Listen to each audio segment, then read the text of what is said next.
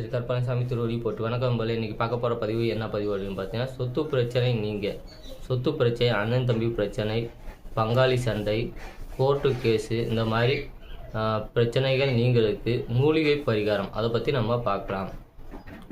அதாவது சென்னாயுரியோட வேறு அதாவது பச்சை கலரில் இருக்கும், அடுத்து பார்த்திங்கன்னா சிவப்பு கலரில் இருக்கும், அது பார்த்திங்கன்னா அரிசிமாக இருக்கும். அந்த வேறு எடுத்து நீங்கள் கழுத்தில் தாயத்தாக போட்டிங்கன்னா உங்களுக்கு சொத்து பிரச்சனை பங்காளி சண்டை நீங்கும். அடுத்து அந்த சென்னாயுரியோட வேறு எடுத்து நீங்கள் வாசனை திரவியங்கள் அதாவது கோரசோனா புணுகு ஜவ்வாது இந்த மாதிரி வாசனை திரவியங்களை விட்டு நல்லா மை போல் அரைச்சி அதை அதாவது பூஜை செஞ்சு, அதாவது எப்படின்னா குலதெய்வம் இஷ்ட தெய்வம் வாசனை தெய்வத்தை வச்சு நீங்கள் உங்களுக்கு தெரிஞ்ச சில மந்திரங்களை சொல்லி அதை நெத்தியில் வச்சுக்கிட்டு அந்த கோர்ட்டு கேஸு பங்காளி சண்டை பிரச்சனை பேசும்போது நீங்கள் வச்சுக்கிட்டு போனீங்களா நெத்தியில் வச்சுக்கலாம்.